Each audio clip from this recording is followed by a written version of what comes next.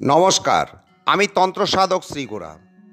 29শে March Shanidev তার মূল ত্রিকোণ রাশি কুম্ভ রাশি থেকে মীন রাশিতে প্রবেশ করবেন। আর এই শনির এই প্রবেশ 12টি রাশির ক্ষেত্রেই কিন্তু বিশেষ প্রভাব দেবেন।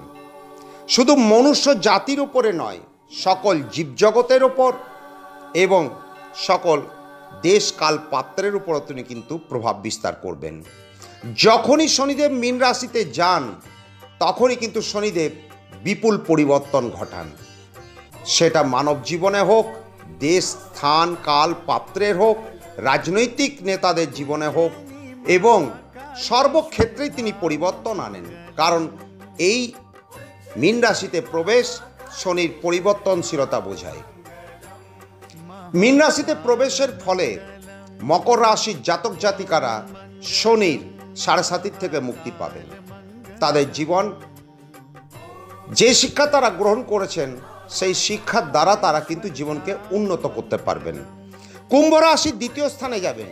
দ্বিতীয় স্থানে শনি মীন রাশিতে কুম্ভ রাশিকে সর্বপ্রকার সফলতা অর্থ যশ প্রতিষ্ঠা দেবেন। মীন রাশির ক্ষেত্রে মীন রাশিতেই যেহেতু শনিদেব প্রবেশ করছেন, তাই এটি বৃহস্পতির ক্ষেত্র। এই মীন রাশির ক্ষেত্রে শনিদেব কিন্তু নিরপেক্ষ ভূমিকা অবলম্বন করবেন। তাই আপনি আপনার সুকর্মের দ্বারা সুফল পাবেন, কুকর্মের দ্বারা কুফল পাবেন। মেষ রাশির জাতক জাতিকারা বিশেষভাবে সাবধান থাকুন, কারণ তাদের শনির সাড়ে শুরু হচ্ছে। বৃষ রাশির জাতক জাতিকাদের পক্ষে শনির এই পরিবর্তন বিশেষ শুভফল প্রদান করবে। মিথুন রাশির জাতক জাতিকাদের কর্মে উন্নতি ঘটাবে। তাই সকল 12টি রাশির ক্ষেত্রেই কিন্তু শনিদেবের প্রভাব বিশেষভাবে পরিলক্ষিত হবে।